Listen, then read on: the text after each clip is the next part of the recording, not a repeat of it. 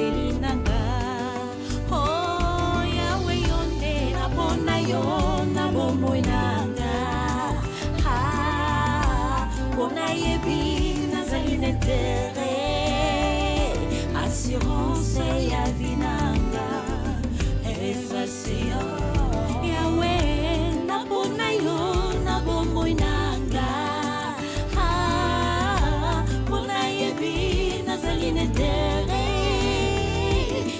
Assurance ya vinanga. Esa se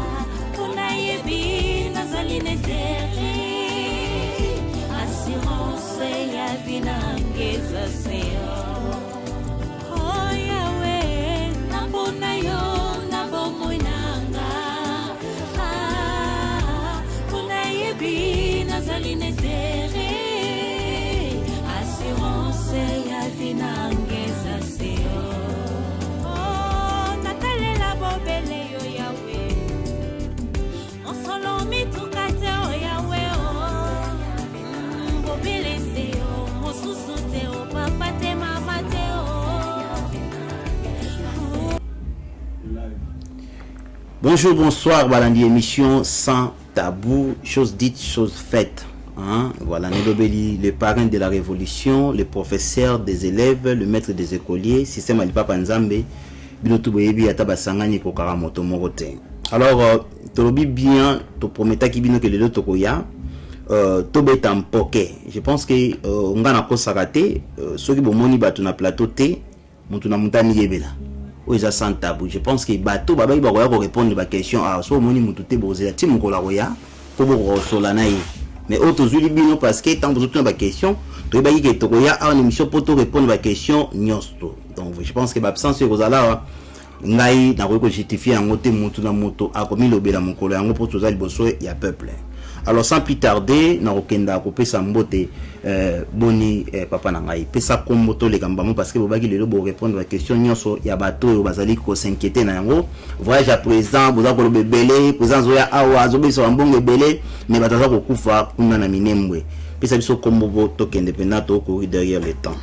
Bonsoir sans tabou, puis mes pensées vont directement d'abord na bandeko beni oyo lelo bazali ko nyokwama Nicolas Bangouna, sachez que nous sommes ensemble avec vous dans l'idéologie. Il y a Mokonzi Mboka, son excellence le président Fachi.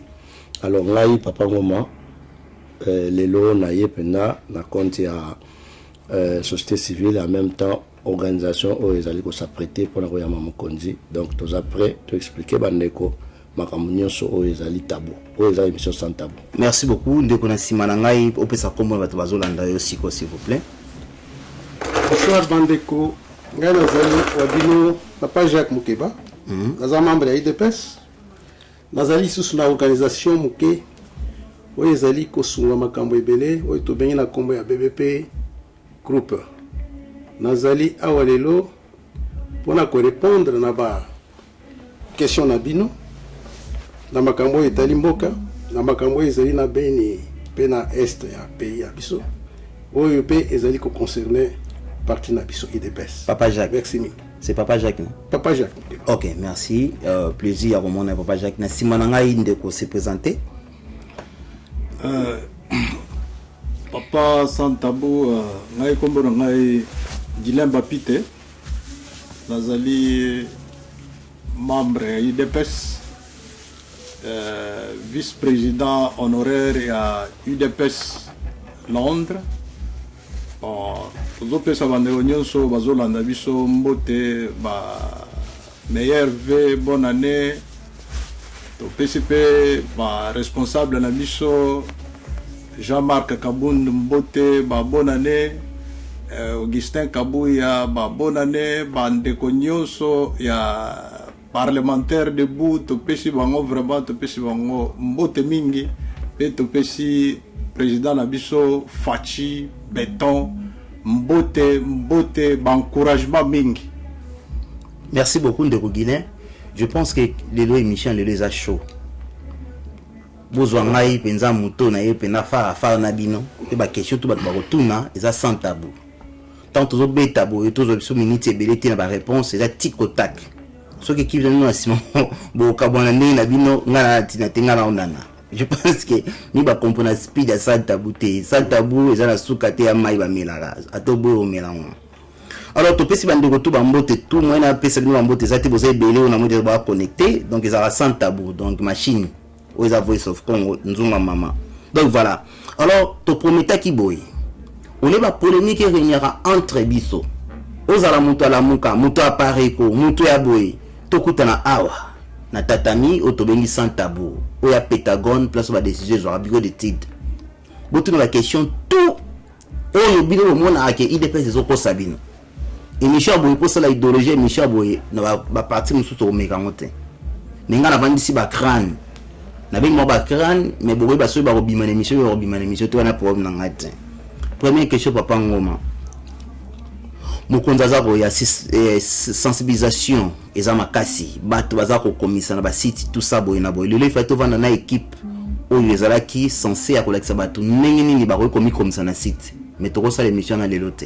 Pour nanga maintenant diriger mission parce que bato il va se présenter to avancer to les gars non to vandeli ba confusion aux amis tout ya bato ezali ko sala par ezali parti moko na kati ya politique ezali ko tambusa bato to bengi ressources humaines bato mususu bazali ba Congo ba na confusion misusu bazali na kati ya réalité mais titre ya monnaie to monde na pourquoi lelo ne mwana semi soto programme président de la République IDPS des douanes IDPS lelo mkomboso abeti bino mbata nelongi lobi pe bolonga bato mususu bobisi na prison babeti no pe mbata nelongi est-ce que autoprogrammation na ye oziango ndengeni parce que zape mu Congo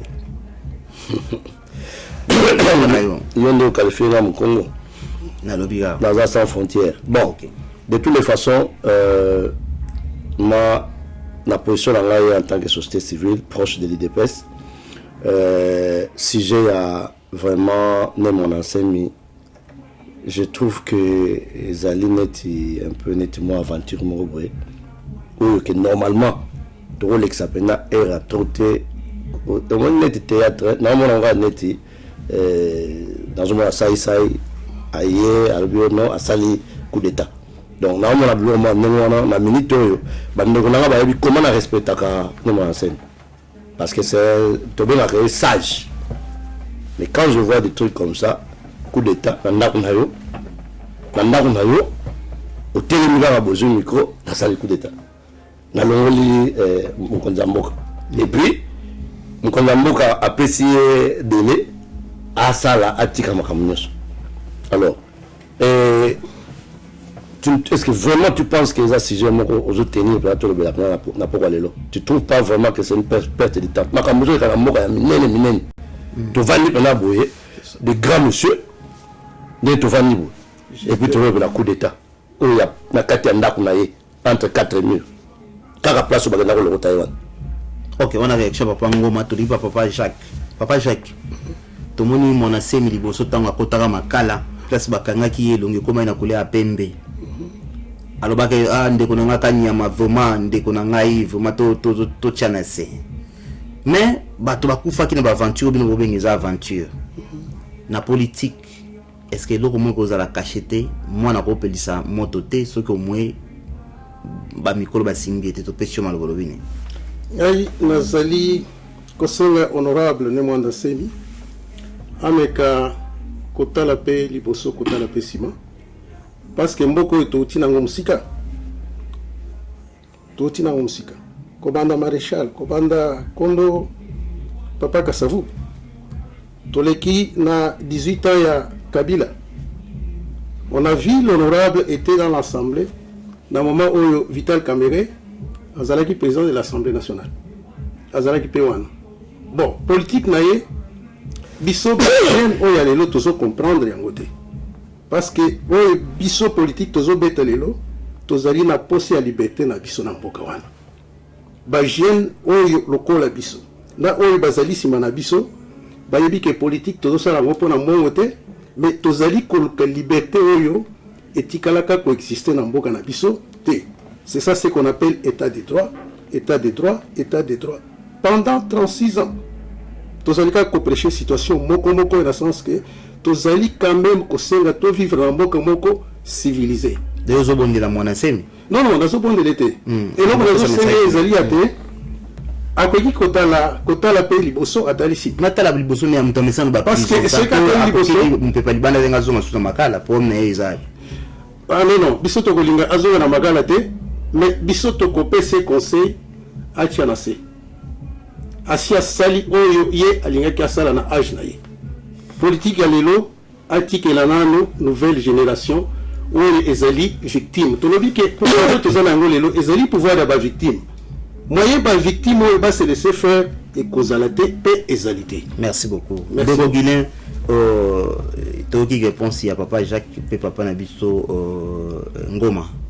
Alors, il y a une manœuvre parce que politique va blaguer à terre, il y a en considération. Mais bien, il y a des personnes qui sont makasi, tout ça, il y a des mais tout ça, il y a des bateaux, il y a des troubles, mais enfin, pouvoir ça le roi, genre, tu peux se faire le bolobin dans mon côté. Bon, dans mon côté, non, on a que makambo ne mansemi azo sala, les alliés sont mingi pour na mboka na biso. Bon, naebi que ba politicien mingi ya Congo bazali ko sala distraction mingi.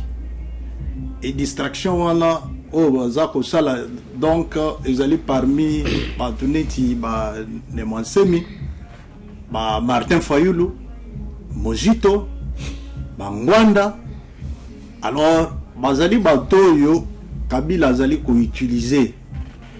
Azali ko pesa bango mbongo pour distraire les Congolais. Tant que makambo ya malamu eza koya, tozali komona ke ba politiciens wana talaka makambo yo Mojito alobaki. Que non, il faut to déclarer guerre contre nani Rwanda. Kalate kaka na même période oyo Nemansemi Abima a se autoproclamé président de la République. Toyoki kuna Fridolin Nani Cardinal a quelque pesa kuna que non balkanisation ezali kaka na même période ana. C'est pour faire voir que non batu ezali distraction oyo bazali ko sala pour que non bakoka ko affaiblir pouvoir oyo ya peuple o biso tozui yango peuple a pesi biso fachi mukonzi oyo azali ko sala quand même exploit les loyo de façon que alongola Congolais, peuple congolais, na kati, na boumbu, oyo tomoni. Mwana semi, aouti ko sala ba dégâts awa na kati na prison, abuki ba prison ya nani, ya makala. Ba tu ba bimiti le loyo, nanu to éviter que non, ba tu nini yango, o ba bima, o ba zalaki condamné na moment wana. Ba tu ba kufi, Mwana semi pour le moment, azali mutu, donc, il faut ba kangaye, ceux qui connaissent même na CPI, il faut batinda même na CPI. Ba to boye baza ba tutoko kotika vraiment na Congo, wana na kati na mokolo na lelote. Dans un danger public. Danger public ndeko. Merci de revenir. Voilà, alors tous en émission, je pense que mon attention, il dépêche à rabouer. Ba so habiter tout autre, trop peu de temps, il va pas qu'il ait tout kangaye kak. Tout China dit donc tout ça wani donc voilà. Alors, token de Nabiso na. Excusez, dépositaire, c'est très important parce que je viens de voir notre ami Jean Kassa, oui, qui a très fervent et honorable Nemansemi, il est long. Mais, dans mon de Jean Kassa, comme il n'a pas toujours perdre de temps. Alors, ça l'a bien. Pour y avoir très proche à Longue. C'est ça. Mais le problème est ceux qui mutu et comme mutu azo diriger mutu et comme ko beta longa ko tika nena nzela mais mutu a ne visionner mutu bouger na sens wana yango moni fait to recadrer situation ba tu comprendre que ezali simple comédie ce qui vrai ba na ya Londres ba Jean Kassa ba zone ni matonga ngento tika mais ba tebeli pe ba passer be ba dérouter ba ndimba zongi na nzela donc ngi ko ba ke na pona ba bien za comédien mais toujours tala makamtu na politique na ndenge so isaja zonga na boloko tozo ngisi pe tongo ko tana normal ko se lupembat te o lupemba nini Mike Mukeba za kuna zo butu na sangote mais parce que l'on a sila na c'est le baxe gaz mais ils allaient à danger public to ko kangele kande na zonga danger public na sens à mutu écoute les premiers abos est-ce que batia na s'il prison vous plaît bato za danger public na place les premiers abos aba na point tout ba ebele so ni na ke ba ko ba wona nini oyo na scène pepe ya poto to sala boye bato ba na biso boye bango bien de ça les monasemi et silatin boye bien. Ah bon? Le président de la République a gracié à ça déjà, grâce déjà. Nous avons beaucoup de choses matin. Et ça coûte très dangereux. Soit 54 heures. Ça sursis. Bah oui. Alors tous les cas, to baki bobandeko o finga to tang makambo finga ka to boite le to pour na bino na bato mito sana wa mito sala te. Et tous les coups sont permis. Donc, si on finga, si on tourne question, donc il y a pour répondre bino na confusion aux akanango. To bana mtaliboso. Et ça il y a Chilombo na kanambe pour pas distraire peuple et si tout le monde a makambo oyo si et si ka ezat et si kia si kezate.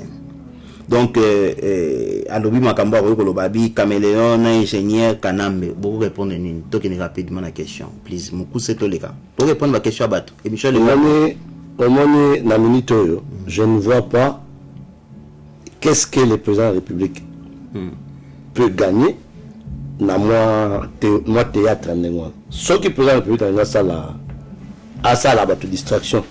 Il a mieux d'autres choses à faire. A ouvre pendant que non, a june mo enseigner a PC atama ba mbila. Ba mbila moko ata 20. Ba binila ba kani ba binila parler na ba mitraillette. Va créer un scénario, mais vraiment, même à ta coupe, va créer. Donc, il y a un problème. Non, mais non, je ne dis pas qu'il y a un problème, peut-être déjà qu'on a d'être fini, mais moi je dirais que il y a un professeur. Il y a un professeur. Il y a un professeur.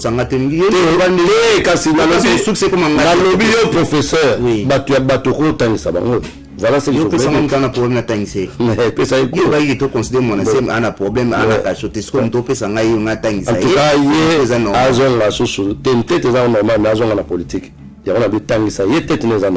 Ok, d'accord. N'habitez pas de gros bien, on a été sauvé pour une émission de Fungolanzela ou bien beaucoup mandé pour ton abatterie, n'a commis moi mon aussi là. Bon salata commission et qui ne sala na site na CPI pour na assistance au peuple qui s'est fait massacrer na Beni. Donc génocide contre le peuple nandé. Naza awa na Beni bino na mikili bozoko kokate koyebisa mokili ndenge balingi na biso bapaya bazoya kofala des choses sérieuses la mingi te bakobanda kolona ndeko na biso akomi ndenge wana. Je pense que bato komana na Facebook to identifier nous so bana Beni ou pas. Facebook m'a bien moi donc comment on dit mais makambo sama na Congo je pense que tingila sur une box to iba yo to identifier place sur la liste to résoudre problème na yo ndeko na biso alors bonsoir mbesi odon bonsoir na yo to ki na ba message au lieu ba mbote hein donc to sauter en boyi bisi président na bino to boyi sa président no to boyi ba accord na ye na kanambe ndeko na biso Jacques Olobani oui na kopesa ndeko na réponse avance que procédure ya démocratisation ya mboka na biso ebanda na kanambe te mais ebanda na IDPS na un père c'est-à-dire que tobanda combat oyo ya démocratisation état de droit ya mboka wana. Moi je peux dire que l'IDPS est venu en 1982 avec le même combat rétablissant un état de droit dans notre pays. C'est tout ce qui peut nous amener la liberté et la paix. Kanambe, ce n'est pas du tout un politicien. Mais Ayaki, Nandemi Ayaki n'a pouvoir, n'a pas mission naïe. Mais l'IDP, sa salle politique, a amené Kanambe tout d'abord à accepter que la constitution, il y a RDC Ezala, est rétablie. Après ça, Toya Kozwa, document où les alliés permettre Bisso, pour te rétablir démocratie dans mboka na biso. Tokela bango, tokela élection à liboso. Élection à liboso wana ce qui président Etienne Tshisekedi alobaki non. Tout ce qu'on était en train de chercher est que mboko ye bandata ba élection ezali amabe ezali bien, mais quand même tous ont habitude wana après chaque 5 ans, nous avons les élections. Après chaque 5 ans, nous avons les élections. Bassa l'élection à Liboso, l'élection à Nibale, le président Etienne Tshisekedi a lobby que si je ne peux pas participer à cette élection, c'est-à-dire qu'on va me traiter de non-assistance d'un peuple en danger. Il était malade, mais il a dit qu'à tout prix, je dois aller. Il y a que pour tes courses, on a l'élection, et ça va continuer, Alors maintenant, les lois sont allés dans la troisième course à l'élection. IDPS a gagné l'élection. Mabe Salami et comment qui habite dans Mboka wana, dans le sens que Mboka est ambolate, mais ils ont un dictateur. Parce que ils ont été surtout l'andio bien. Accord les athées. D'accord les alliés pour la reconstruction en Mboka Nabiso, pour le respect de cette procédure démocratique qui est en train de s'installer dans notre pays. C'est ça l'accord que nous considérons. Il n'y a pas l'accord secret pour dire que l'IDPS a célébré. Non, l'accord est que Kabila doit respecter notre constitution.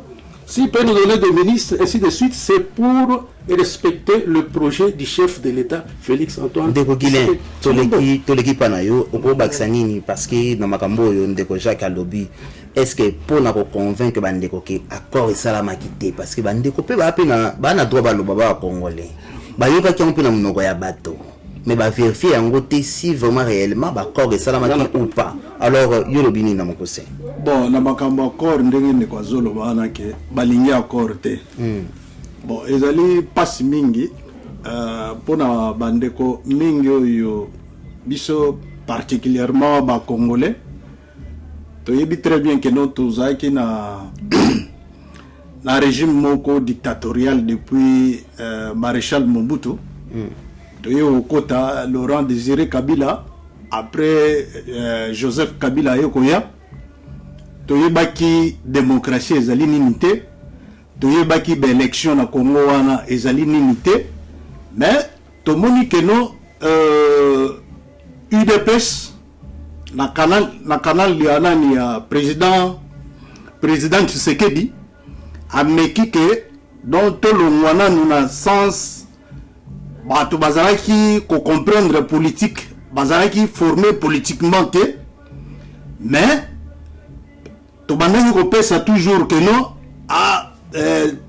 tata Mobutu a ça la 100 ans donc cela veut dire tozaki aveuglé mais to sali quand même moment moko que y a que non mutu moko aye po alongola biso na ignorance wana to yebaka makambo ya démocratie te toyebaka makambo ya état de droit te toyebaka makambo ya démocratie te toyebaka makambo ya élection te toyebaka mpe makambo ya alternance ezali nini te mais ezali ndenge mwana kotaka na classe akoti na première babandi kotangisa ye po akoma mayele cela veut dire biso sikoyo bacongolais tozalaki neti bana oyo tobotami toyebi biloko wana te mais il fallait motu moko atangisa biso makambo wana le démocratie et utina na biso ba congolais te ezali makambo e biso to copier yango na ba père na biso na démocratie cela veut dire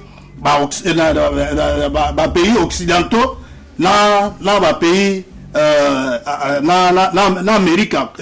na Amérique le toko koloba mais ce qui totali biso bato yo to fandi na poto wao on a toujours que non ceux qui battent une élection mais on a que non par rapport il y a un régime nabino nani politique au bozali ko salela cela veut dire biso tozali na système il y a régime parlementaire cela veut dire la majorité il y a parlement ndemutu et ko sala nini et ko bimisa nani premier ministre alors to moni na ta oyo tout le monde qui est au élection, alors président abimi nanani la majorité n'a pas parlementaire. Mais tout le monde qui est FCC babimisi nani baza majoritaire na kati na parlement. Alors la minute wana moyen totika nini totika nani ke FCC ba gouverner bango moko sans que biso bato tozana nani na pouvoir cache to kokakotika keno to kende na cohabitation. C'est pourquoi to kendaki keno to sala nani coalition wana poto diriger biso nyonso pour l'intérêt ya Congo, pour l'intérêt ya peuple. Bato suka non wana ndeko Guilin siko nomination uti wapi ti on toute une question nomination eza ou ezate donc confusion et uti à partir à coalition nomination ezate. Il n'y a pas eu de nomination tokei na élection. Mais mon frère, la question wana biso bato fandi na poto awo biso to expérimenter le roi en Angleterre awo. To moni que non, tozalaki na 3 partis politiques awa, ba leba na ba conservateur, na parti libéraux. Tango nani parti leba ezaki na pouvoir tango basalisi l'élection tomoni nani parti conservateur na parti libéraux basali de façon que non pour pas gagner nani siège belé na kati na parlement nani conservateur na parti libéraux basali coalition de façon que non ma majoritaire na kati na nani na parlement de façon que non bazwa nani primature bana basala coalition nani parti libéraux na nani na ba conservateur de façon que non baza la majorité na kati na parlement de façon que bazwa sa premier ministre nde yango mona ki que non na mboko na Angleterre tozali nde nani toyo komona que non leba ayeko perdre nani ayeko perdre l'élection alors toyo komona que non nani ba conservateur bayeko bin sa premier ministre basali coalition na parti libéraux bango nyonso ba former gouvernement alors c'est ça ce qui se donc ce qui se passe les lois na Congo. Merci ndeko na biso ngoma. Je pense que ndeko gila zu exemple ya England mais mentalité ya banglais na mitu ba congolais ndemote tona marque na biso to kanisa kande to lala kana ndeto la mukaka alors na on va convaincre ba congolais lelo na niveau ya nomination que nomination salamaki te ezali pouvoir mériter question na ngeza li yango wana to pesio maloba. Merci ndeko don d'abord on va kokene na terrain on a te en anglais je prends notre terrain au ya biso ya Afrique parce que nega olobi toi la réalité na biso mais une chose est sérieuse c'est que jusqu'à preuve du contraire, personne n'a pu prouver le contraire que M. Félix Antoine Tshisekedi Tshilombo n'a pas été élu. Et les jours où il y aura quelqu'un, Banda et Bandeli, ça fait une année et plus, depuis temps il y a la Cour constitutionnelle, depuis temps il y a Seni jusqu'à la Cour constitutionnelle, Tilelo, Moutou mon côté Ayana Mikanda.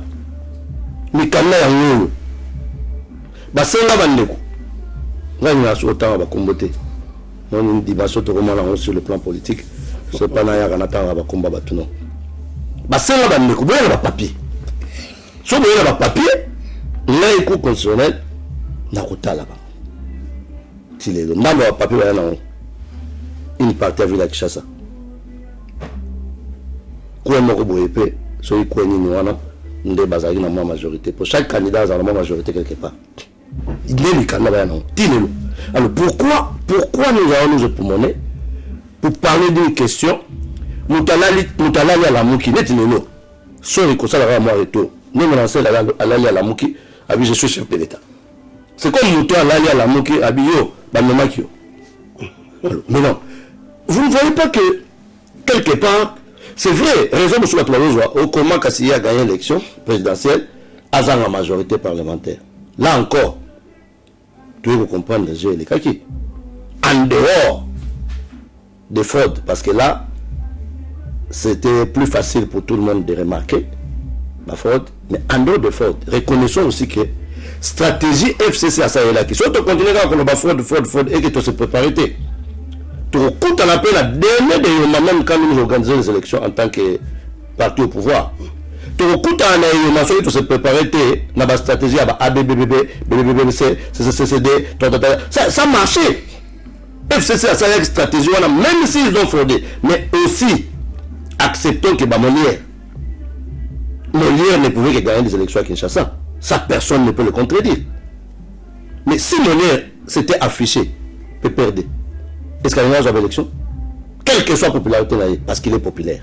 Soyez nier que Molière a sa popularité, quelque part, c'est que même le diable a fâché. Imagine-toi, le diable a fâché pour la locuta, c'est que c'est grave. Mais, et l'homme Basalaki, Bazou Molière, Balongolier et fusil à PPRD, ou bien FCC, Latissier et fusil Moroni Tabanet. Indépendant. AAA, BBB, BBBC. Bisopé, tout s'est préparé en 2023. Tous à la paix. Nayabiso, aussi, non, loi. Ok, mais pour l'essence, c'est comme ma nomination. Cela veut dire qu'il n'y a pas de preuve. Il n'y a pas de preuve. C'est sur Yango. C'est un dossier déjà enterré, un dossier caduc. Pourquoi est-ce qu'il y a un mouton congolais? Mais non, est-ce qu'il y a un forcé? J'ai un point de vue. Bandeko biso tous à la quand même mature dans les cambo ya politique. Parce que les cambo oyate Félix Antoine Tshisekedi Tshilombo, notre président Banomaki, c'est un problème fondé. Natangaki sage moko Malkolam a lobby que ceux qui vont tirer attention le média peuvent vous convaincre à aimer les personnes qui vous persécutent à la place des personnes qui sont en mesure de vous aider et aller de l'avant. Les Camboya mensonge union son et qui dans médias électriques donc les types électriques. Côté France 24, côté France Inter, côté Kuna libre de la Belgique. Ok boy donc les Camboya sont fondés pour retourner encore occupation dans Mboka na biso Congo. Exemple Zamoko. En 2011, l'IDPS a gagné les élections lui seul avec le président Etienne Tshisekedi. L'Amérique avait confirmé cette victoire. Même les catholiques qui ont tergiversé aujourd'hui va confirmer qu'il y a le même problème que c'est l'IDPS qui a gagné les élections. Le président Etienne Tshisekedi et la télémie pour la serment a lobby que pour l'élection to gagné yango mais il y a des années biso ezalinde imperium. Peuple congolais bozala na courage, IDPS vaincra et gouvernera. Alors, je ne vois pas ce qui peut vraiment changer cette victoire-là de 2011 est égal à 2017, est égal à 2018, est égal à 2019. Parce que IDPS a gagné les élections. Katumbi a sali campagne pour la Kabila. Muzitu a sali campagne pour la Kabila. Batunion Sol Bazali, que nous appelons l'AMOUK aujourd'hui, qu'on nous présente comme un groupe qui peut gagner les élections devant l'éléphant du Congo, qu'on appelle IDPS. Bazali ensemble. Mais le président Etienne Tshisekedi a gagné les élections. Le problème, c'est quoi? Chitez, s'il vous plaît. Oui, il y avait un groupe de gens qui ne voulaient pas que la RDC se libère. Merci beaucoup de vous. Toya pas de Guinée to pesa obakisa. Mavo bakisa to lingi to kenepena na ba question ba to na ponga na epona bango. Bo bino vanda pona bango. Baza peuple ata ba comprendre tribe baza na kanda. Bino ko convaincre bango. Ndeko Guinée soki papa Jacques Alobi, ça veut dire que l'histoire est là devant nous. Mais on dirait un numéro boy zali quelque part. Ozo sala ke mutu alongba na niveau ya raisonnement. À côté de niveau moko boy o yango ezalité ou bien ndenge ni topesio maloba. Bon, na likambo na ya nomination wana. Ngana linga na pesa yango kana mukuse ke ce qui muto azali na document oyo puisque tozala ba document juridique.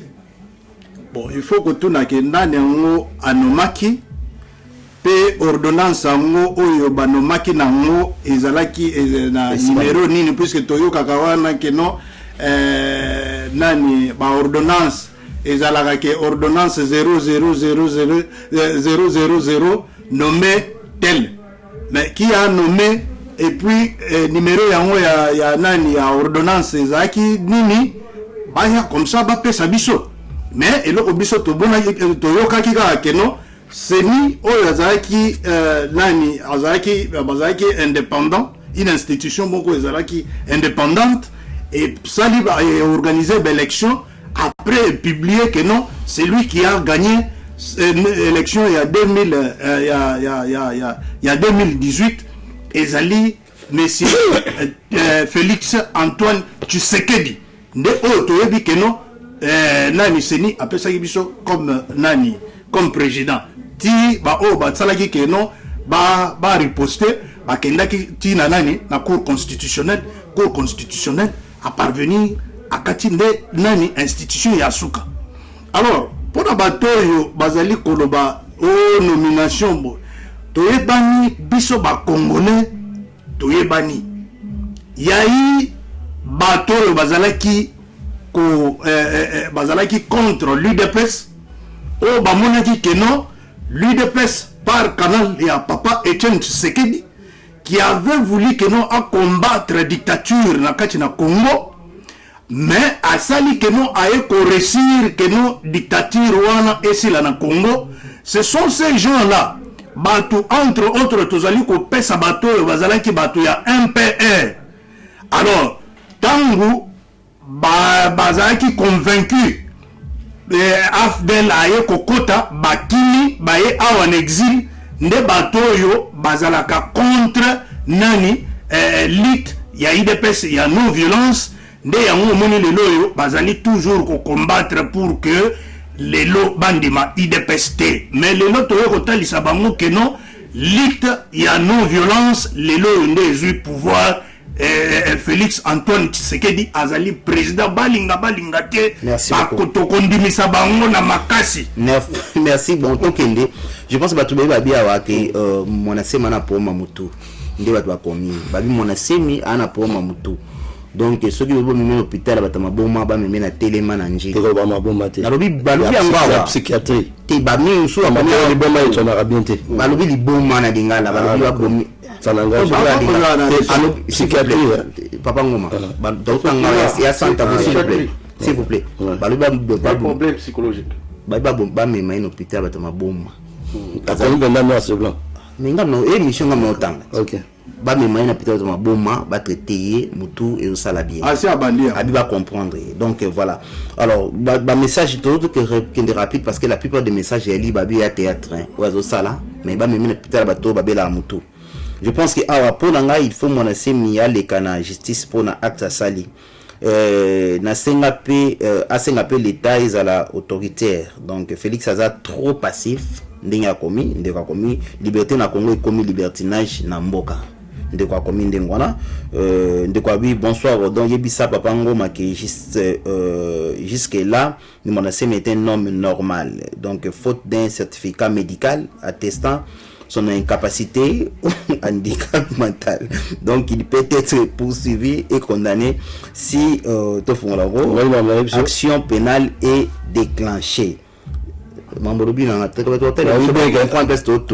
vous plaît. Dans les cas, l'IDPS n'avait pas besoin d'un accord pour accéder au pouvoir. L'accord existe et l'IDPS sait. Donc à l'objet bongo. Donc voilà, n'a été sur un loani pour comprendre. Ndeko na biso ba pesi bandeko mbote bonsoir batoyo bazolo bapona pour Félix Baza bazo bato tanga bien. Kabila a sali 18 ans te a sali non même lelo nzambe atinde libiso kinwa bopé saye chance. Donc voilà pour na Congo peuple congolais talasima zonga moto ya lobi bato bazoba contre mokonzi bazoba to atotanga ndenge za dans sans tabou so boki sans tabou wana inda so boki conseil de sage to chemai so boki te nini fouinons la vie de nos politiciens comme ça on a sage conseil de sage. C'est une Santa Boufona Beto bien. Alors, c'est le temps de la turbulence. Donc, ça va passer et tout va se stabiliser bientôt. Alors, bonjour mon frère Odon, le dépositaire. Pourquoi président Félix Azak a respecté T? Naba ministre Azozela ni pour sanctionner ba ministre Yango. Topesi no maloba. Na mokose s'il vous plaît. Tout que les tic-tac pour toi la mission. Par rapport à la sanction, je ne sais pas ce qui est l'actualité politique. Hein? Nous avons un discours. Il y a chef de l'État, il y a fin de l'année.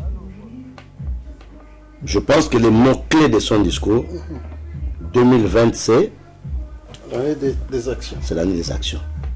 Donc, Oyo, Azan a impatience. Azan a manqué. Atal. Et c'est ça la vraie sagesse. So aucun amour oui. Ou comme une amour. Donc net ndenge mukonza zui bokonzwana. Le temps est un temps d'observation. Beaucoup de gens bakouya ka mingi parce que azan rata observation. Même même na libala, c'est la même chose. Faut que vous ayez un temps pour s'observer. Autant la moi si mais yo ka moi si ka dès les premiers jours parce que asala ki moi mbima moko bobi donc moi ça va mabé. Des fois après ça temps. Maintenant il a décidé 2020 c'est l'année des actions. Merci beaucoup. Tous les gars rapidement.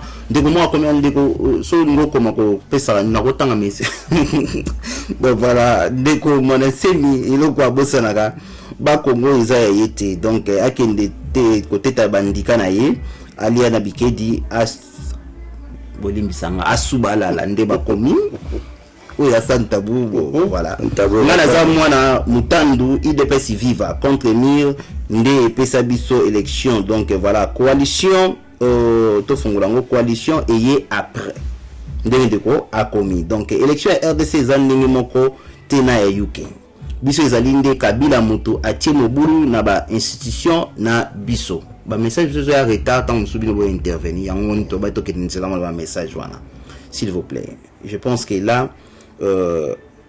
Ndekwabi Mova a dit donc Dinouya a déclaré quel document voulez-vous présenter donc là pourquoi d'accord Seni ne veut pas publier les résultats bureau par bureau 0 sénateur. Je pense que là il y a une explication à Bino tant que vous expliquez qui donc voilà. Alors, me I don't trust that kind of people then looks Ndeko, s'il vous plaît. Là, on dit Amin Dada, Molé était FDC, donc FCC. Balobi que Molé avec une FDC et clair. Aïmoutou ya FCC. Peuple et bagité. Peuple et bagité, qu'est-ce que c'est AFDC qui n'est peuple et bagité. Dès comment comme élection transparente, IDPS a voté Félix Tshilombo Tshisekedi président et IDPS a voté FCC na parlement. Gouvernorat, Sénat, pourquoi se plaindre, pardon, car ces élections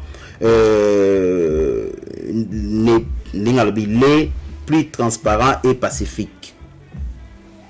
Tantôt est plus transparent et pacifique na ebitabi que IDPS boki na lobby non na bandela comprendre lobby boy élection transparent IDPS a voté Félix Tshilombo Tshisekedi président et IDPS a voté FCC na parlement.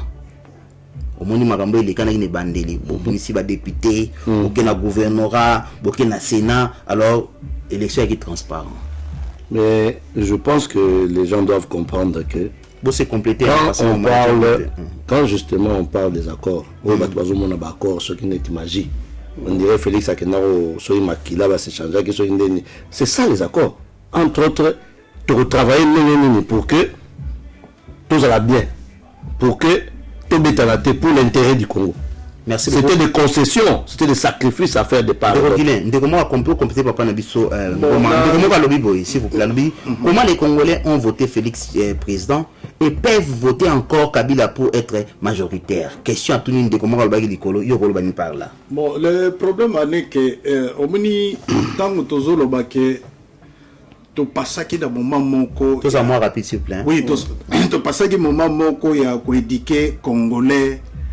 Comment ni akoko lingamboka na ye to éduquer Congolais pour parvenir à élection ezali nini, démocratie ezali nini, état de droit ezali nini. Mais au moins que toutaki période moko oyo bazo benga que non période ya dictature bato oyo zo mona que non ce qui a se andimi papa ngoma ke ngai kaka papa ngoma ata so ya moni mabe na ye a ko défendre ye. Alors c'est ça ce qui est arrivé que non tant toke na élection puisque ça déjà nani eloko déjà basi ba pesi que il faut ça la manengwana. Mais par peuple à parvenir qu'on voter massivement président de la République. Mais il y a eu quand même que non manœuvre moko, il y a tricherie et salami. Mais tant que sikoyo na élection provinciale, au moins biloko ba bengi corruption, biloko ezali anti démocratie.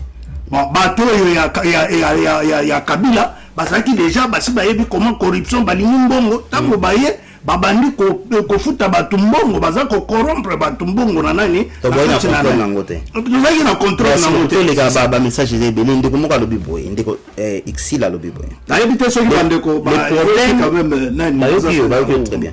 Le problème est que nos partis politiques ne pensent qu'à la place de la présidence sans penser à préparer des ministres, des sénateurs, des députés avec des budgets qui va avec pour leurs élections. Kabila savait qu'il ne pouvait plus rester au pays. La seule façon pour lui de rester dans la politique était d'investir dans le Sénat, l'Assemblée nationale. Merci mon frère. Son don fait, c'est ce que j'avais dit. Ma soeur, c'est ce que j'avais dit tout à l'heure. Conseiller privé à propos don. C'est ce que j'avais dit tout à l'heure. Maman Ixel et Dembo Yak. Merci maman Ixel. Au moins moi, na bakane, moi na base bakane. Ah aibi. Bon comment ici on ça parce que là c'est ngo yibende. Te na oui ba. Ko ça ba idée tout tani yibi. Non, idée na on se peut. Transfert fonga na sala ngo. Aibi na pe. On y va na moi to comprendre ba du poids kana ça veut dire que sur ça parti politique na bakane. Maman ici to kende, nan bo kité. Na bakane, azo betara bon na. Alors biboy. La seule façon pour lui de rester dans la politique était d'investir dans le Sénat, l'Assemblée nationale. Ce dont fait Chadari était une distraction pour que son objectif ne soit pas dévoilé. C'est lui d'avoir la position qu'il a aujourd'hui avec ses acolytes pour imposer la coalition avec le nouveau gouvernement. Même si c'était M. Fayoulou à la présidence, il aurait eu la même configuration, donc la même configuration, point de respecter. Alors, nous devons tirer une leçon de cet échec en préparant aussi des ministres, des sénateurs et des députés qui accompagneront le président sortant en 2023. C'est pas ce que j'avais dit. Au moins, si vous avez un crâne ici. Non, je la félicite parce que une émission, s'il vous plaît. Vous avez un cap rapport dont tu as un point à la base joker. Mais sous ma partie, mais sous mais voilà, on est. C'est pas pour que je la félicite. Félicitations. Mais maman, vous avez été. N'a pas très bien. Tobenda. Maman, ici, vous êtes là. Alors, tu n'es pas un dépôt, mais sous le retour qui est au Tchana, c'est bon, on a des bâtonnons sur mais tout ça là, t'es pas au Kim. Voilà. Alors, donc on a vu ça, nous comme na plateau tout le monde kaka parti civil, na parti au pouvoir, kasiwa puis parti il y a opposition. To ben sara bango bayakate, to fungula téléphone ba benga raté. Tout le monde a ba koma kamena ba to so ba extraterrestre. Mais na voix ba yoka na raté. Alors to lancer sur appel lelo. Président le 19, on a besoin au bomanate, n'est-ce pas? Il y a ni problème il y a solo là. Ah, après. Alors, ce qui est solo là, avant Bossala, bah piqué au Bosengi, na côté n'a pas probabilité. Pour nous, ça roule le président Félix T. Bouya revient dans le plateau, on a dirigé débat. Vous après? Alors, tout là, c'est des filles. Si vous voyez l'adresse dans Bango, vous voyez ça Bango, attends le téléphone à Belgique, Aya, tout va dans le Kaye, à Loba.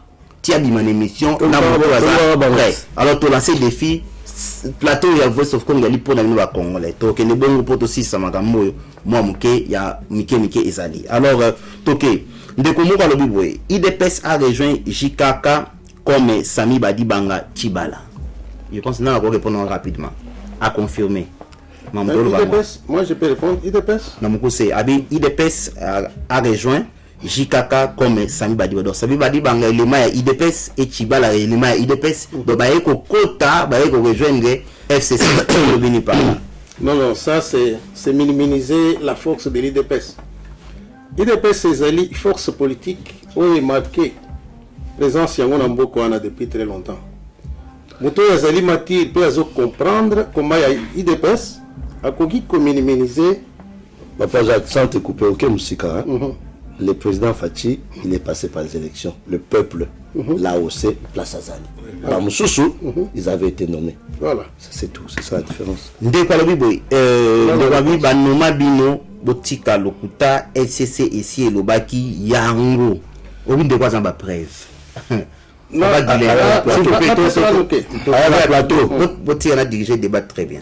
Papa Guilin, Olobini devra confirmer dans la preuve. Olobini. Qui a une preuve que. On a confirmé ça. Petit cabo quand on a mis nos couilles, bah dommage à bino. Mais la zone c'est là qui a même la biso lettre et nomination, on a numéro et nomination. Merci beaucoup. Comme ça, tout peut ça y raison. Bah tu es que non, tous qui nommé, tous qui vraiment élu par le Alobi boy. Un simple ministre de portefeuille, il y a gouvernement. Chibala, démissionnaire, refuse l'ordonnance présidentielle, c'est l'inacceptable. L'inexplicable. Cliboa, non, on répond à la question, c'est pas l'émission là. Je crois que nous avons répondu à cette question déjà. S'il vous plaît, dans la régie. Tolobi n'a pas que le président. Il a observé cirque. Maintenant, Terre Nogo Tizaka finit la récréation. 2020, c'est l'année des actions. Et bon, celui qui ces arabes traîner en 2020, la lobby, ceux qui 2020, et demain c'est continuer à traîner. Hein? Je reviendrai sur ce plateau et je viendrai au sein là-bas au Apology. Bakata le bokote. Le boko bakata ça ne sert à rien parce que là il peut ceux qui faut bakata le boko là il peut faut le caper comme ça on entre comme un match né. Il peut acheter à Angers. Ceux qui achètent le boko à Angers tenga pena ochate mais merci beaucoup. Na kuya ko sen la excuse mais je suis convaincu que 2020 ne sera pas comme avant. On va étudier déjà à comprendre. Alors voilà, il fallait maîtriser notre pouvoir et voilà toi. C'est tout. Voilà, ndeko moi le bibo mais tout autant on a vu sauf qu'on te pouvoir ba censurer biso tout temps ba site musuté ben poli ou bien ba tika mitaka là bolimbisa mamoke. Et à sans tabou et biso peut ça lingala. Il y a un problème. Vous avez un problème au talinga boendeni. Na comprendre. Au comprendre peut y lingala papa. Alors tout bibo bonsoir bandeko. Monase mazali boma mais asuika wana te malobelo mo ya grave mo to tanganga wa osangate pardon voilà ya ontoleki siko monase ni mswalobi monase c'est un fou akeno suna français ozolinga après sonner toke suna mosusu eza di boma monase mazali na yango ayoki ba Congo soni ayoki ba Congo soni akeba na buzoba na ye oza mu Congo je pense comme ni ntongo lusala obinde soni. Je connais ton voilà. Alors toke isiko papa balingisaka bato présent na makasité. Balinga te yoki dictateur na yo na bagi bongo. Eza papa Guilin, je pense que eza polélé. Donc comme si tu forces un républicain d'aimer un démocrate. Sia chips. Papa Guilin réaction. Il peut imposer bato Félix donc voilà. Mais tous les choix as président pour le moment il faut il faut lingaye bazela 2023 pour pas y avoir libaya toke na bango oyo ko gagner la démocratie. Mais et puis ce qui est pire le tout premier contestateur hein andimi naye akomi ko senga na président de la République Madidi bon voilà mais tant qu'on kombo c'est Madidi les niveau na komana ngo sur le plan politique. Non, n'attends pas comboter. C'est pas de l'orgueil, mais je crois à ma sagesse. Je n'ai pas dit ça, j'ai pas dit ça. Ok, comment on a été. Donc, il y a une négociation, Bocha azosenga pana bakobesa via na mutu po azosenga yango epai ya nani mais ngbanda baki moyesi opinion internationale na bi ngbanda baki Madidi Salembi na ye yayi bon te boko ya honte Ngwanda lobaki abayi Salembi na ye mais bato bacha pression oyo wana papa beta Goliath beta yo mwa dali kofi ya Goliath kina okufa mais bana ba otindika osani obeti kazo kufite okufi merci teleka ndeko na bisa lobi boye asalaki théâtre inutile à distraire peuple wana mwana semi donc pour na fachi akolongwa te ndeko mwa lobi biso tout derrière lui to ba dictateur ba loka papa gile ba ebele donc fils de notre grand combattant Etienne Tshisekedi abakisi soso question sur un ministre de défense porté disparu dans l'aéroport et le président reste inerte dans l'aéroport cause là un ministre bon je pense que n'a été ce qui ba information avec la précision Marco to les kamwandambo l'homme c'est ko beso mutu na plateau donc ba mote na otanga te na bi boze be bolinganga voilà ba mama mayele voilà bozala wana azela muke nini bilobela nde leki donc maloba eleki mosala na ebele soit bien nani bonsoir donc pour la président Fachi il faut qu'on paie sa temps mingi stratégie donc la politique est très différent du mariage tout le monde peut exemple à mariage oui mais quand on répond je vais le dire que l'église est dirigée par la politique hein famille est dirigée par la politique économie est dirigée par la politique donc politique est le colonialisme. Voilà, donc réponse à moi. Il y a un peu de toujours IDPS.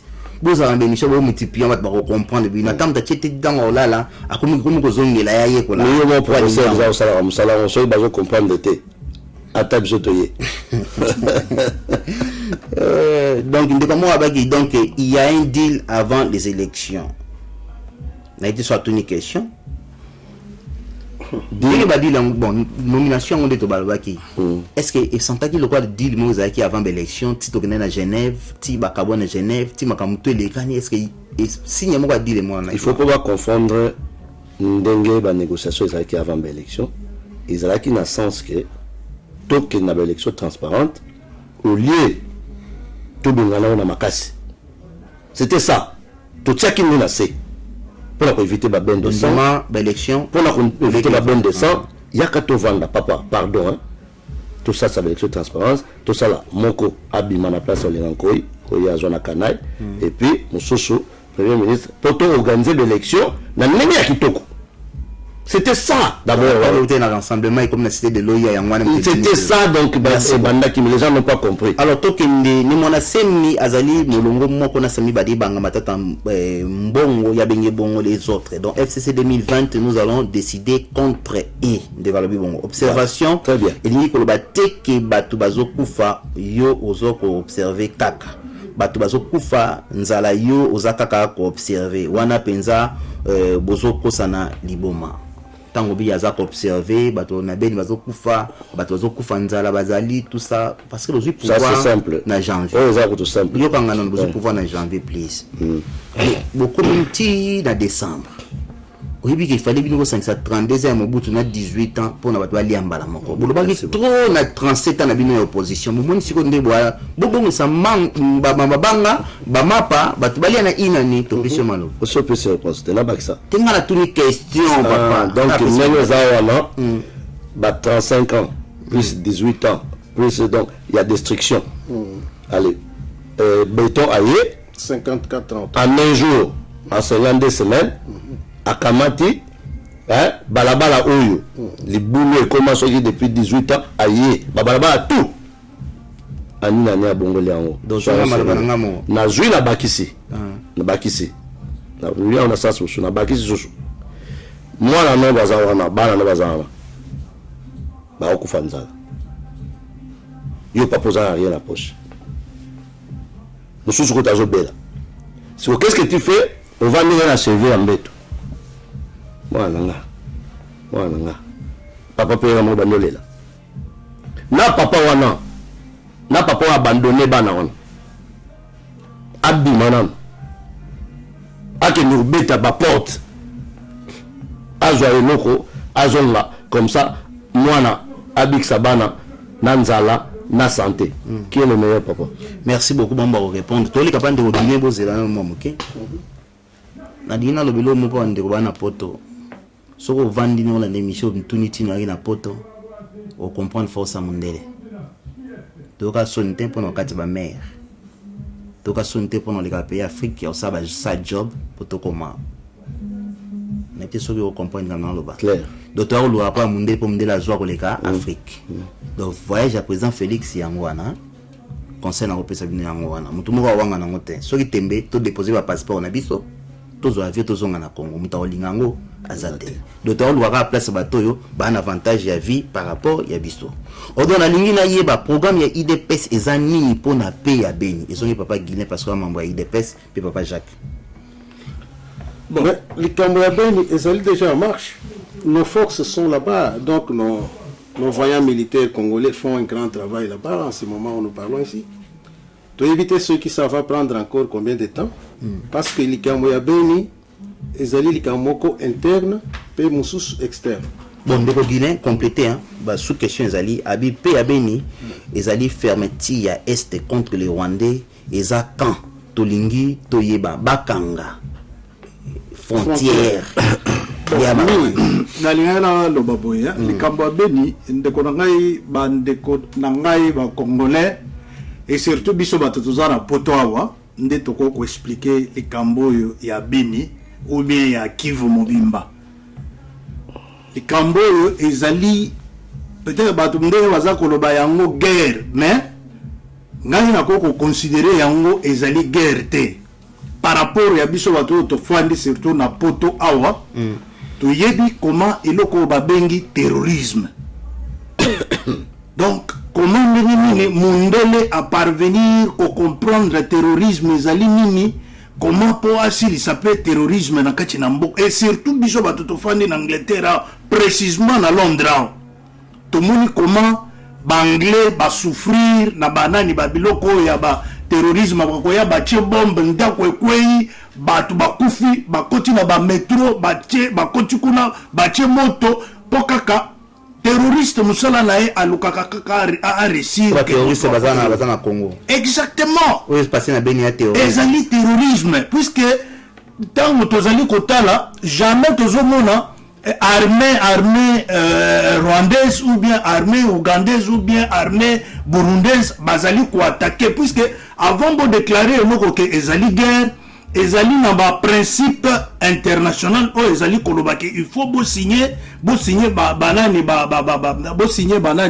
accord pour la guerre mais biso to moni que non makamyo soyo bato bazali ko attaquer peuple na biso bazali ne na kati na Congo. Je voudrais bazali na kati na Congo. C'est très important.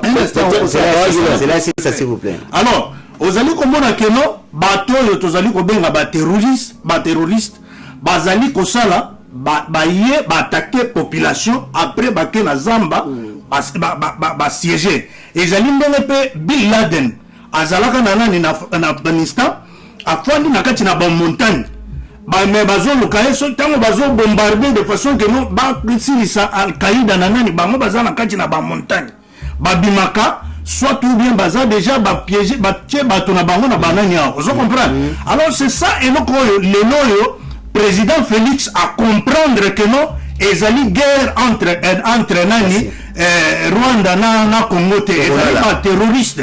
Alors il faut ce qu'on utilise ma méthode et à comment qu'on finit terrorisme. Papa ngoma baksa comme ça ça qui est belé sur tout parce que l'émission tout ça là ingénieur tout ça dans combien de minutes pour tout ça l'émission tout ça là tout tika la place monko il y a flou c'est très dangereux parce que toi avancer c'est pourquoi je dis ceci c'est appelons le chat par son nom hein pour là le hasard plateau na boina mangambo et yebanique ces terroristes-là, entre guillemets, voilà pourquoi le président Félix, au lieu de chercher à faire la guerre contre le pays, qui est la diplomatie pour leur dire s'il vous plaît, ces gens-là ne sont pas des Congolais. Soit diplomatie de régner. Oui. Merci. Soit ce sont des éléments incontrôlés. Alors vous contrôlez, soit c'était les mises au point parce que Michel ah voilà. Tricherie kaka na députation au répondre de Mabé. Non la répondre yo. Au baki ndekoma baki ba trichaki à partir de députation batiki na partie à je peux encore revenir là-dessus. Peut-être avoir bien 30 secondes s'il vous plaît. 30 secondes je lui ai dit ceci. Ouais. La grande tricherie, c'était au niveau d'abord, il y a la partie bidon au Bakriaki. Rien que c'est la création du parti bidon, c'est déjà une tricherie. Mais au-delà de ça, il est encore de loin plus facile. Il y a comme ça la tricherie au niveau de la députation qu'au niveau de la présidence, les alliés votent, il y a peuple à voter, tout le monde au même moment. C'est un peu différent. Okay. C'est ça. Mais la grande tricherie dont je fais, on a aussi la Légion. Il y a un parti bidon. C'est une grande tricherie. On est dans la FCC, merci beaucoup, s'il vous plaît. Ndekwazo ko benga biso tozana émission surtout mbio to ba message ba totanga ngote. Ndekwa bibo odon tuna papa ngoma pona nini fachi akabwani na Joseph Kabila te. Congo azali na mouvement te na Congo, donc voilà, ezali bloqué ba yebi ba Rwandais te. Donc Joseph Kabila azali ko sakanate via bana ya Congo ezali en danger. On répond dango monsieur Odon s'il vous plaît vraiment ba message on sekei. Pesa portable na parce que là to ebinde to rattraper ba message te bazo benga awa attendez ni donc voilà. To comment qui va plus voilà.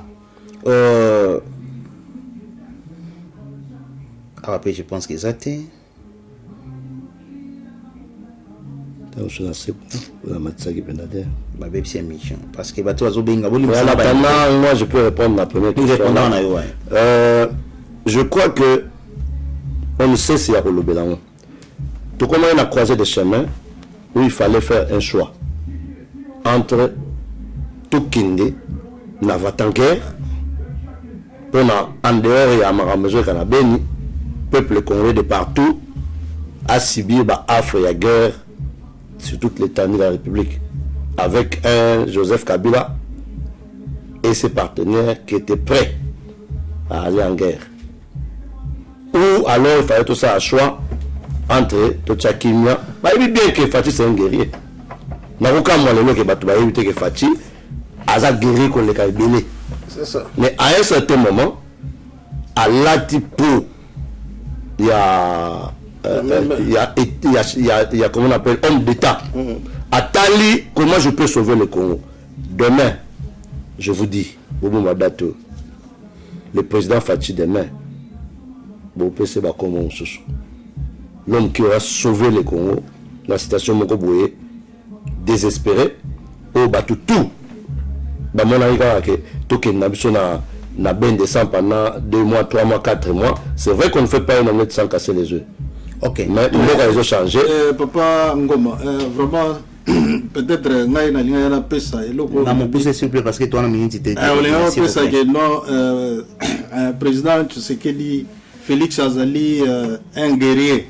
Peut-être sous bako kanisa kozwa terme on a guéri. Ah d'accord, donc combattant donc sinon il n'a jamais donc merci. Bonne année que le président suive pardon l'application du budget à la lettre. Donc ainsi le peuple verra les changements tant entendus. Fayoulou, traître de Genève, la sourire de Bemba et Katumbi qui veut se faire l'éléphant du Congo. De Konabiso, Fachi, Kabila, maçon, Fachi, béton. Ndengalobi. Totangi toi. Donc, président Azali, Stoft Mwanakin, Ako, Azaloko la Yuma Boy. Tokoki, Kotiana, C, Tempo, Jean-Pierre, Joseph Kabila, abomi trop. Voilà na Congo bolimisanga ba message penda ekimaki to récupérer ango banyangala kata bakodoka kobela AVC pambate Fachi Betonde Mokonzi donami tout na congolais ezanini Mobutu asali 32 ans na Kabila 18 ans mentalité ya congolais ezali susu bienté bolingi Félix abongisa na 12 mois donc TTC baby faut boire pas il faut ba dose lelo wana to ya batete. Ah, mais soki mutazo raisonner te na politique te te bebi wala ke ba musala bo sala besoin électricien besoin maçon ba tout ba na politique comme en combler. Donc voilà. Il y a dictature, mais tout c'est normalité. Alors yango mutu ba kabeli bokonzi aboyi ba proposition nyonso ya bayuma. Mende Boshab Mova etc. Ndeba tuni Jabodi Ningin depuis Inde. Azo ici kutu Etienne Kabila ou avanda plus de 10 ans en Afrique du Sud. Vraiment congolais tika kibolole. Tarati za zongi.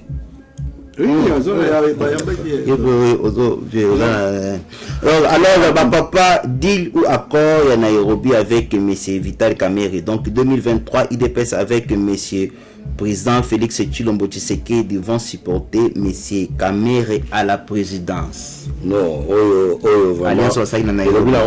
Bon, lui au moins. Au gros matin que les combattants pour naïe, Zara les combattants informés, n'importe politique tambola. À tout ni parce que n'importe politique tambola.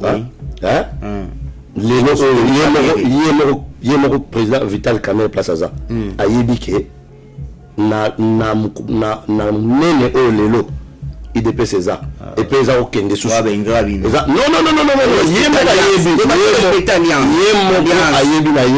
Nairobi.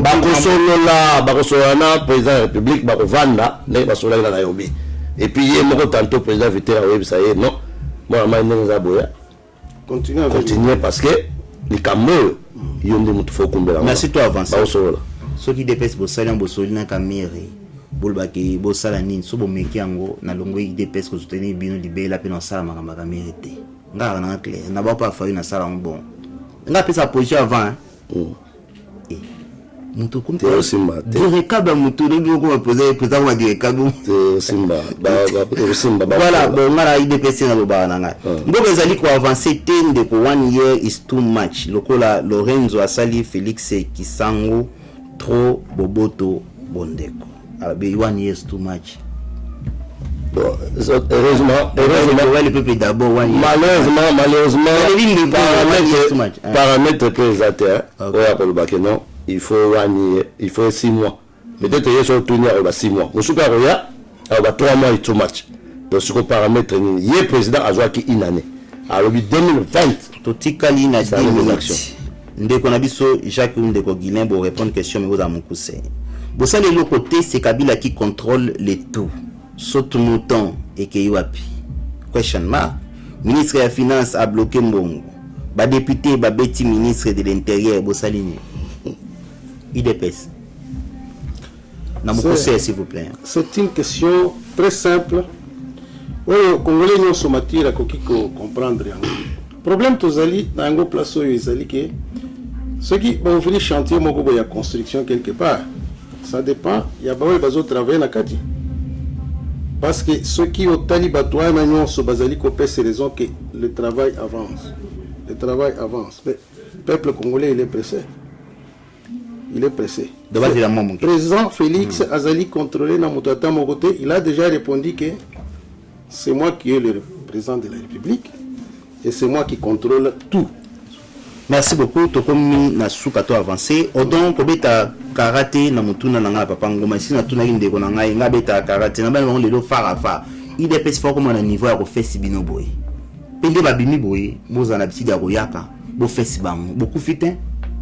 Botika nga ba finga nga nga mo ko puta bino bozalaka. Tozali. Ah, tu ko finga biso nyoso ndeto abo to répondre bino ndenga propre. Soki bazana besoin na biso, bengisi biso ka to ko ya ko plateau ezali papa to na 40 émissions bo se préparer. Odon batika lokuta, Mobutu tango akotaka na pouvoir abandaka nanu ko silisa bitumba ya Kamina. Kolwezi Pelikasi, premier ministre na ye na pouvoir Mobutu abandana ko kimisa ba rebelle. Donc voilà to fungula ye. Bongo Chichi Nabino Azozela Nini. Là par exemple, c'est simple. Chichi a coûté combien la compte à l'État? Mais vous savez quand Mobutu était venu, Kassabou Batikara combien? Voilà, tous les cas. Nous avons expliqué bango ba oyo nyonso bazolo ba pona banzala, n'est-ce pas que mbongo il fallait ba foutela bana na bango ba frais scolaires ils ont ba bango na biloko mususu donc voilà tout pour ndeko na biso Lopez abande wa danger.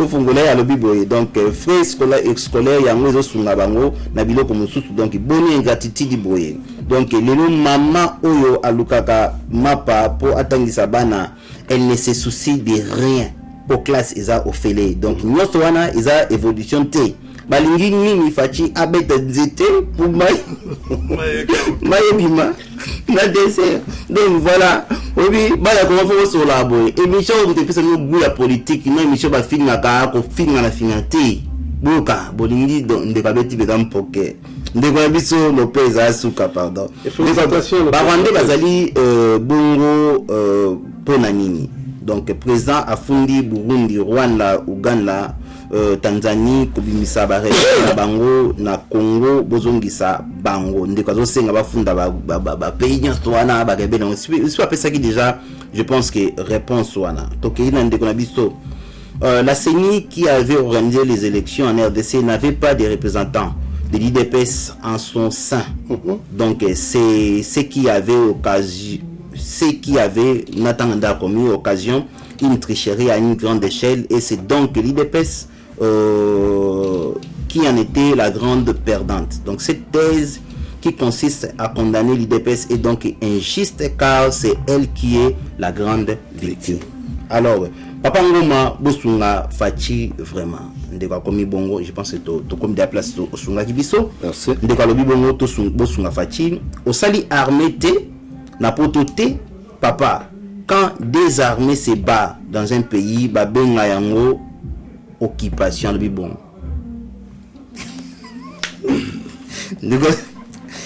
Bon, de limisa pona seki, tatuna ko defona ko kango sekate. Abi soki te armé landa bien. Baza ko bunda na pays moko babenga ngo occupation. Non.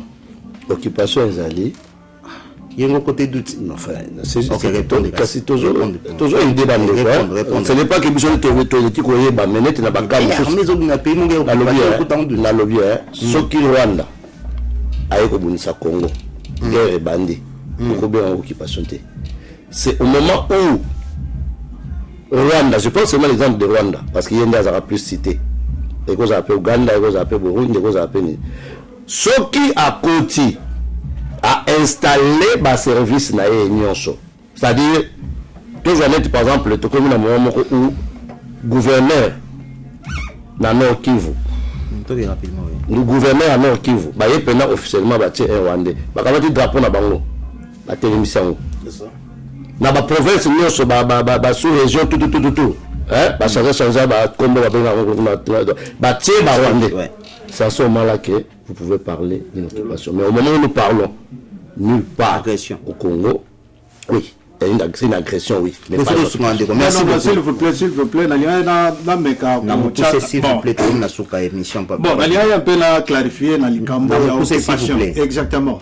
Au moni, ils ont un point oyo.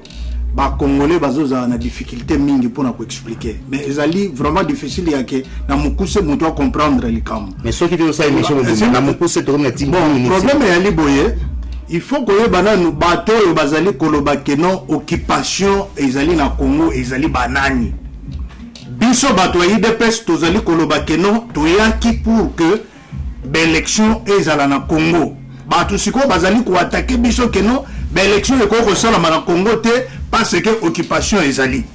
Alors il faut qu'on y ait eloko que banani yango bayaki na occupation. C'est ça. To moni d'abord que non.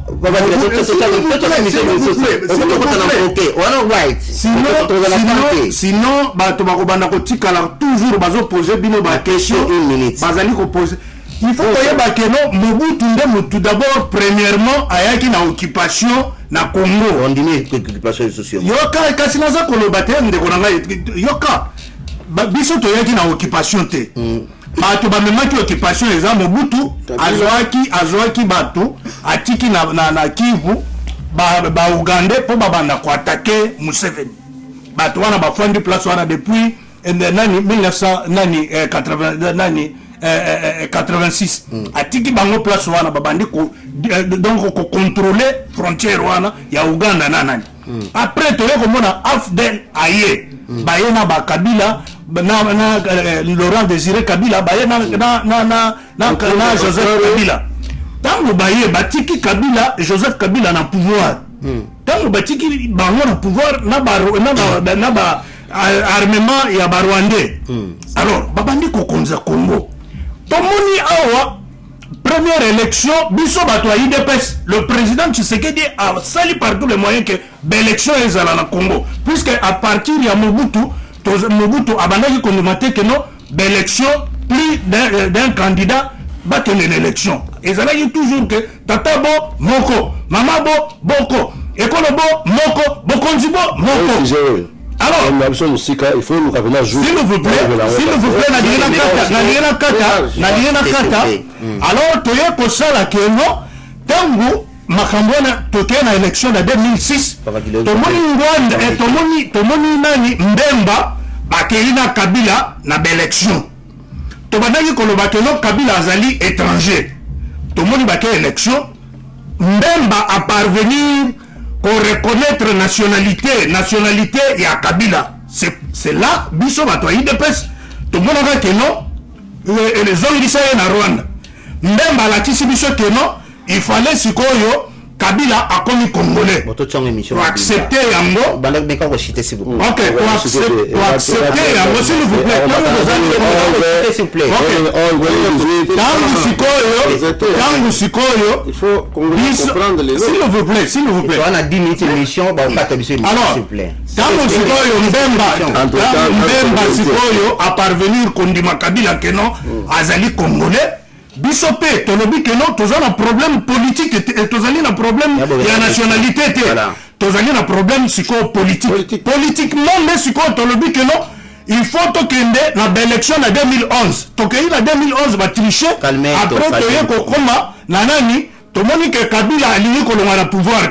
Après, tu es ça là que non, ok, tu es mandat Kabila, mandat na ye koki. Ndé yango moni que non. Communauté internationale a yoko comprendre biso ndeto yoko longola okay lelo ndo élection wana omoni lelo Félix azali na kati na pouvoir wana ya nani il faut topper ça ba toute histoire c'est pas bonne histoire ya Congo alors là vous allez voir que non à comprendre l'occupation que aujourd'hui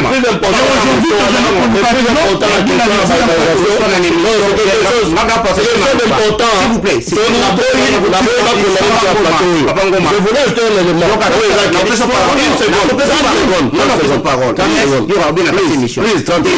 s'il vous plaît, bien.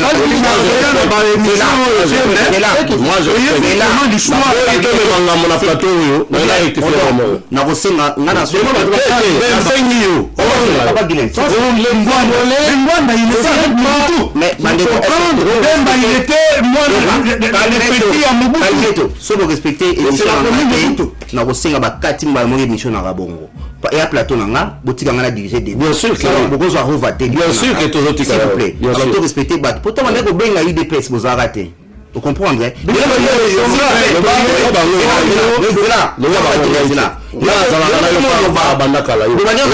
parce que vous dit qu'on récupérer bat vous parlez bien s'il vous plaît papa Jacques en plus on maloba on a diriger débat le problème est les besoins nous bien papa Guilain d'accord nabino vous séduire moi même papa Jacques. Donnez-moi 2 minutes. J'avais demandé avant toi. S'il vous plaît. After me. Nalobi, so vous savez pour une émission, on a invité une émission. Nalobi boy. Éclairer la situation, c'est bien. Est-ce que vous avez un peu voilà, nous avons présenté une émission, papa Jacques. Oui. Allons-y. Le moment soit fort le bain. Mais tant que nous avons bien c'est là, c'est bon. On peut ça bien. On appelle ça bien espace temps on a bien mutakufa ya papa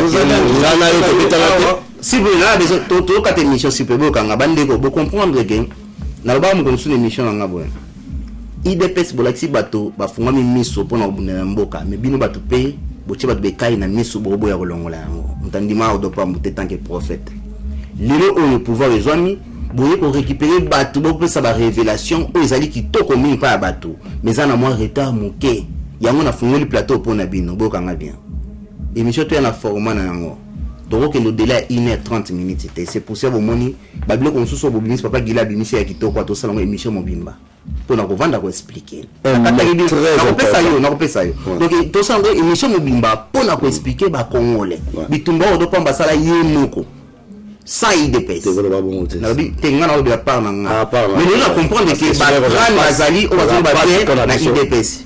To le papa Jacques. To peso 2 minutes, to le papa Guillet 2 minutes. Papa Ngoma 2 minutes. non un mot que je voulais un mot Mais juste avant to pesa yo, to peso mo après to pesa bango yo retirer to kangi émission. On doit tala ko no 2 minutes hein.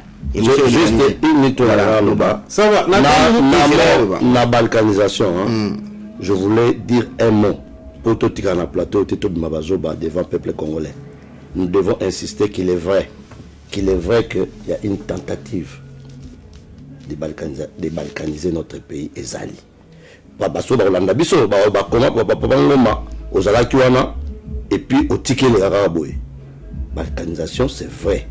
Ce qui président Abisso ndenga yewana parmi la mission azosala c'est arrêter pacifiquement ce processus là oyo ezalaki en cours oyo to bazo kanisa qu'il fallait toke na guerre net bangozito. C'est ce que je voulais juste kobakisa pona tobima na plateau net bazoba. C'est ça. Tozali na étape où tozo senga peuple congolais à soutenir président Fachi pour te tosilisa to barrer nzeli ya balkanisation.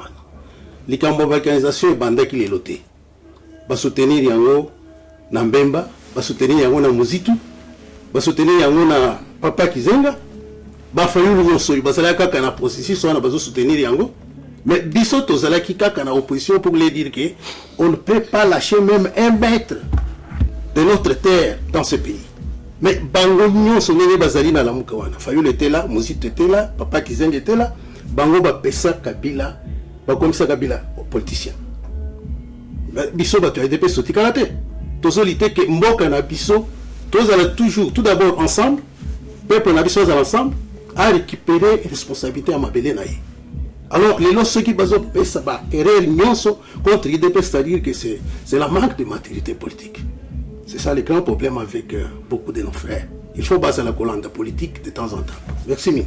Papa Guillet, bon, na liya na peso mambo ba kitoko to kata ki te poto kata yo to kata parce qu'ils a topic mobimba o to ko vanda to panza mpoke na ndo kata te pona ba no e na kata yo ko lo bate non mambo be za pena na nzela mais to ça l'émission mba to bengisa yo o panza pena mpoke na yebi ki komi temps o pena ba to fonga matoi hein zonga na 160 peso na loba bon yango la liya pena remercier bandeko o nyonso balandi biso na journée na mokolo na lelo peut-être boko komona ba tension na biso ezali pasi to sali to boni pasi pona ko bunda pona dictature oyo ya trois régimes oyo uti koleka mais lelo nzamba sungi ke lelo yo tozwa président oyo alingi ke acha kimia apesa ba congolais nani vie ya malamu mais tozo mona lelo yo ke no bato bazo comprendre te et surtout bande ko na biso bazana poto bazali na distraction mingi. Oh bazali komi lo bakeno bazali ba résistant ba résistant lelo yo bato bakolo ba résistance nakati na mboko oyo nakati na poto wa ou bien na ba mikili mususu sans que UDPS bazala keno bango mutu ba banda résistance ngai mutu na banda résistance na mboko oyo avant que Ngwanda honorer Ngwanda banda résistance révélation ce soir oui mais pour les lots donc il faut résistant oyo aglobi que donc yé mutu banda résistance ngamutu na banda résistance na mboko oyo na 2001 tango Kabila ye awa oyo mutu nyonso ayokaka keno mutu moko abimela Kabila na mboko oyo nde résistance ebanda nga mutu na banda yango wana kutu Ngwanda nano ayebi ata résistance ngai nasala résistance devant Honoré Ngwanda na Kinshasa tango Honoré Ngwanda azalaki na Mobutu en tant que nani ministre na ya défense. Bon tout ça là boya alors toliye bakeno tango toye awa ezali vraiment tozali ngana yo penza boy faut bien alors odon mirabo ide biso kuna ou non na ninga na pesa que nous tozali ko organiser koya ya président Félix Antoine Tshisekedi akoya le 19 awa et kozala dimanche tozo bengisa bande ko ebele surtout na UK awa bande ko boya to yamba mukonzi ya mboka et kozala dimanche na 14h. Merci. vraiment na pesi bino merci mingi na kolanda biso. Donc lobby je pense qu'il y a lundi dimanche Papa Ngoma aux en émission lobby mardi. Ouais, mardi na soir na équipe. Donc nga na évité rendez-vous na Sans Tabou, je pense que ndeko Guilin toko kutana nga na yo lundi na 20h. Ce qui t'aura arrangé bon lundi tant bozela nga na 20h, je pense que toko yo kana ndeko Guilin to yamba parce que to ngana minga oloba. Tantôt ba bima comme résistant ba ko sara. Parce que nga mo pina na vidéo ko back yo up. Que na 2004 Papa Ngbanda a yebi kutata occupation te. A évité. Na Jamaïca samba ba solo là. Azo idée Kabila. Donc c'est 5 mesures. Et pour ça la Mboka n'a changé 1 plus 4. A commis livre avant 2004. Mais nous avons donné occupation après 2006. Il y a un peu louche, non? À part là sur l'occupation. Alors, yo muto yo kaka. Non, après c'est comme copier te nazo ya. Comme copier ba lo banayo zala keba na osala ba analyse na yo, sala ba recherche tant que mukolo sinote au tika na nzela na autoroute na vélo aux angles de vitesse. Papa Ngoma, je pense que le autre ngato nyata arrivé à Mukonzi mais il y a qui pena nécessaire de laver makambo yo face na peuple congolais bon laver ba question belé tika plus de 40 et quelque chose au tangetin. Par rapport au temps pour répondre depuis ça moi temps pour na maîtriser l'émission à boy. Faut avoir les professeurs des élèves ceux qui là qui ba mususo ba francos awa be ba odon ndé tantôt ba ko ikao yeza bongo donc voilà papa Ngoma oui le bana suka dans 2000 par exemple on était poto kanga émission le bana suka isa que nazan sengo du fait que Londres les alliés les pays les plus favorables n'a arrivé il y a mon conseiller président Fachi na tourné néanmoins sur la na diaspora les pays les plus favorables ok 99,99 tiens le nombre de 9 euros tiens après virgule bazar favorable n'arrive à Mukonzi tout ça est 5 ans merci na bana Londres merci na bana Angleterre je veux dire bana Royaume-Uni pour la confiance besoin na Mukonzi bino bato banda bitumba hein oya papa Guilé yemo justifier ce qui yem tabanda mais la Angleterre mte banda bitumba tam supérieur Papa Guilherme. Alors, félicitations à Bino, n'ayez pas bitumba. Vous comprenez que faut doser. Tu as Maman Konzi, surtout qu'à l'objet 2020. Mais s'il vous plaît, il y a action. s'il vous plaît, donc on peut 5 minutes pardon parce que il y en a ba bloco ba insister babi pardon papa babi to yamba Mokonzi bo pe s'adresse ba tumsu ba éviter à l'émission les donc to pe s'adresse Mokonzi ba yamba na Excel Excel les salle nene les ali côté à Customer House Customer House na nenge ya DLR na East kuna mais pour plus de renseignements beaucoup taraka na Voice of Congo ou bien na odopambo le dépositaire beaucoup de monde à Sans Tabou ou bien ou peut ba Papa Ngoma o bazali pe ata professeur à l'équipe mais biso pe baza bo bengi Papa Ngoma to pe sa bino explication neni a okomela kuna mais chaque émission ba émission prochaine to bana otiango et défilé et défilera pendant que toujours ça la émission. OK d'accord. Alors voilà, je pense que s'il vous plaît, je pense qu'à partir de lobby ingénieur na bisa aussi ça spot au les canaux. Alors les 19, c'est ça, on peut ça programme. Les 19 à partir déjà à 12h. Ça les font mais le plus important, on va s'enregistrer. Adresse à s'enregistrer bien sûr bah retient on a bon et si ma émission www.event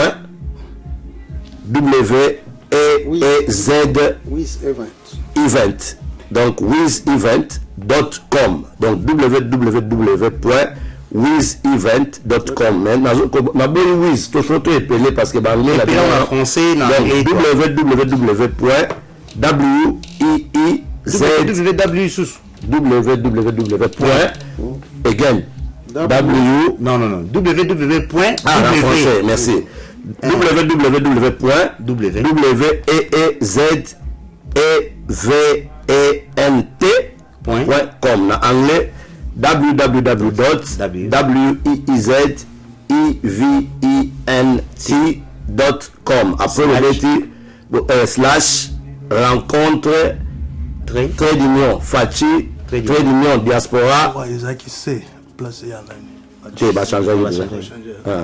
Trade Union Diaspora, Trade Union UK. Mais si vous avez au côté .com, au moment rencontre P et Kobima.